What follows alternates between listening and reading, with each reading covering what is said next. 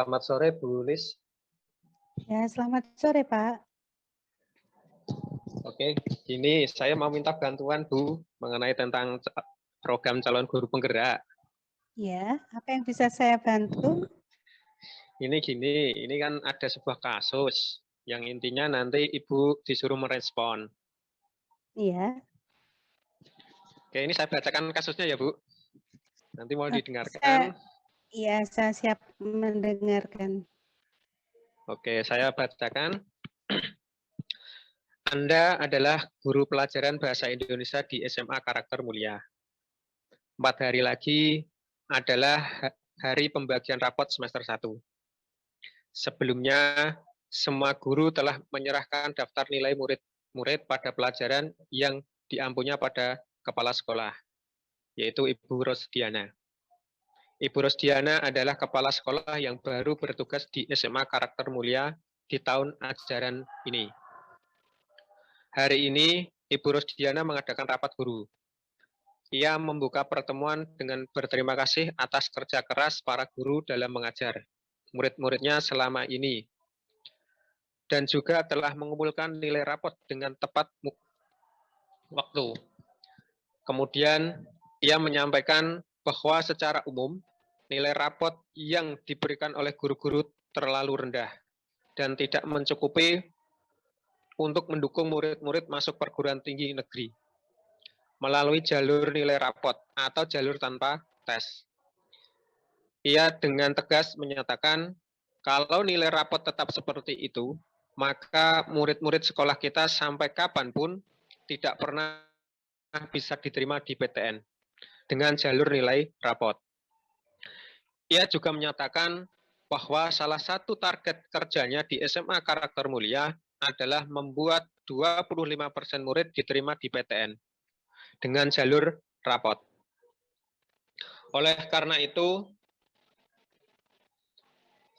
sejak murid-murid di kelas 10, nilai rapot mereka harus dibuat bagus dan menunjukkan grafik peningkatan. Ibu Rosdiana akhirnya meminta guru-guru untuk menaikkan nilai murid-muridnya 10 poin. Maka bila nilai murid 70, maka akan menjadi 80. Dan seterusnya, demi membantu masa depan mereka. Dan juga demi nama baik sekolah agar kepercayaan masyarakat meningkat. Bila banyak murid-murid sekolah ini yang diterima di PTN dengan jalur nilai rapot. Anda telah mengajar di sekolah ini selama lebih dari 5 tahun. Dan selama ini Anda merasa diberi otoritas dan kepercayaan penuh dalam memberi penilaian pada murid-murid Anda. Selama ada bukti-bukti penilaian yang lengkap, akurat, dan dapat dipertanggungjawabkan, Anda merasa kredibilitas Anda diragukan dan integritas Anda dipertanyakan. Nah, itu kasus yang ada di Cikebu. Jadi dalam kasus ini mungkin saya ingin memberikan pertanyaan kepada Ibu. Iya. Bila Ibu berada di dalam situasi di mana Ibu adalah rekan dari guru yang ada di studi kasus itu, kira-kira apa yang Ibu lakukan dan atas dasar apa Ibu melakukannya? Kalau menurut pemikiran saya ini ya Pak ya, kalau saya sebenarnya kalau melihat kasus itu juga saya sebagai guru ya pastinya akan berpikir bagaimanapun juga demi masa depan siswa, tapi dalam hal ini juga kredibilitas dan integritas juga dipertanyakan. Tentu saja ini ya juga membuat bingung ya. Tapi bagaimanapun Pak, kalau pendapat saya akan menolak. Karena ada beberapa alasan sih Pak, kenapa saya menolak. Nah, mungkin saya bisa menjelaskan. Silakan. Begini Pak, kalau berkenaan dengan penilaian, sebenarnya ini itu penilaian kuantitas apa kualitas, itu kan yang perlu menjadi pemikiran saya kalau saat ini ya, karena kita itu bagaimanapun juga yang namanya kualitas. Kualitas itu kan akan berkenaan juga dengan yang namanya sekolah ke depannya. Dan itu juga akan menjadi apa yang akan disandang oleh anak didik juga kan di sana.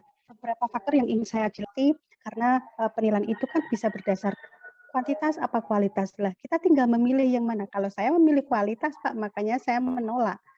Kemudian yang kedua itu adalah penilaian itu kan juga dilaksanakan berkesinambungan ya Pak ya.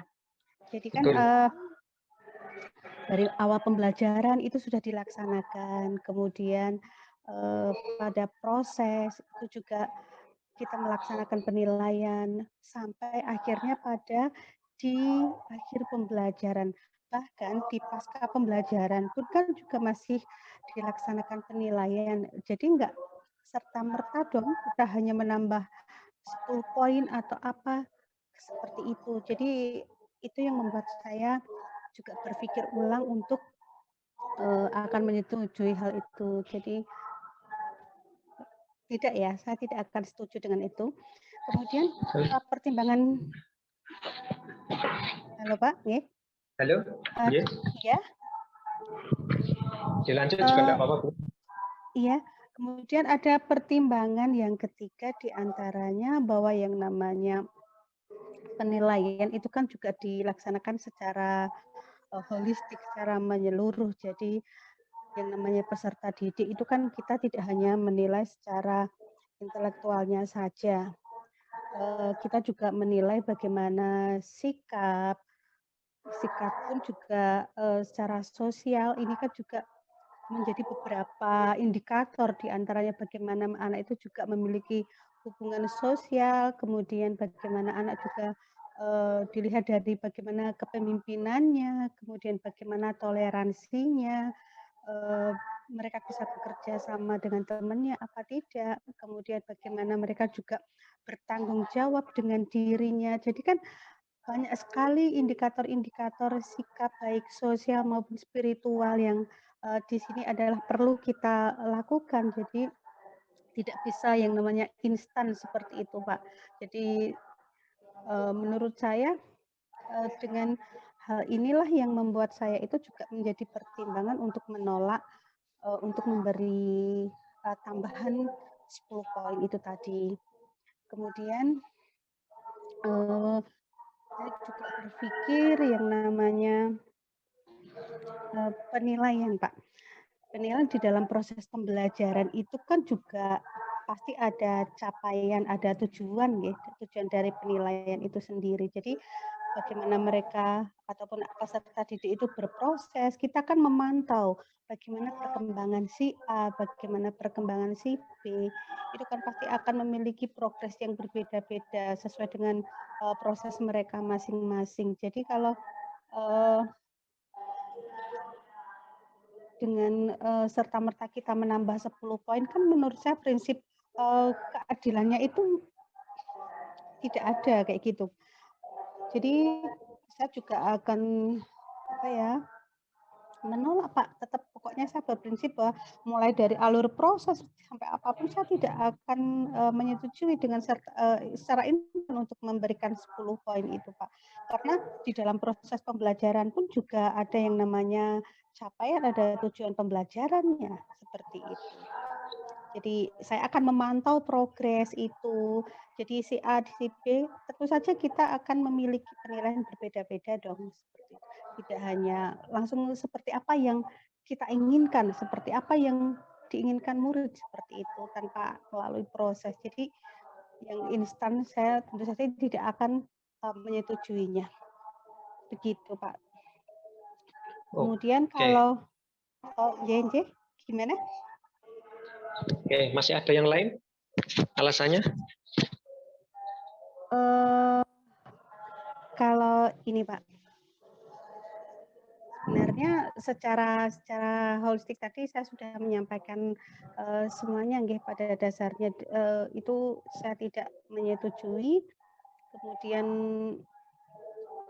tetap saya memilih kualitas ini Pak yang menjadi pertimbangan saya. Misalnya kalau kita serta-merta memberikan 10 poin itu, padahal kan nanti kualitas anak di sana. Nah, dengan nilai tambahan itu kan juga perlu dipertanyakan hasil jadinya kan. Jadi bisa saja itu malah justru ibaratkan kita itu menjatuhkan diri sendiri Pak nanti. Menjatuhkan sekolah kita dengan tambahan 10 poin itu. Karena di sana tentu pasti akan, setelah inputnya mereka di sana dan berproses di sana ternyata malah justru itu, jauh di bawah teman-teman yang lain setelah di PTN tersebut, itu kan juga akhirnya, akan membawa nama sekolah kita juga, "Oh ternyata lulusan sana itu contoh 90-nya itu kok ya seperti itu ya." Jadi kan bisa saja itu malah justru menjatuhkan sekolah kita, Kak. Jadi makanya saya akan menolak, Pak, seperti itu. Itu Oke. Pak menurut saya. Oke, terima kasih. Sebenarnya saya juga sependapat Ibu sebenarnya. Jadi saya secara pribadi juga menolak dari ide dari Ibu Kepala. Jadi dengan dasar ya hampir sama dengan Ibu juga. Oke, terima kasih Bu atas jawaban atau kesediaan Ibu dalam menanggapi kasus yang ada di calon guru penggerak. Semoga apa yang Ibu sampaikan nanti bermanfaat dengan teman-teman yang lain juga. Oke Pak, terima kasih kembali. Oke, sama-sama gitu dulu ya Bu. Terima kasih dan mohon maaf atas kekurangannya dan mengganggu aktivitas Ibu. Tidak Pak. Senang sekali bisa membantu.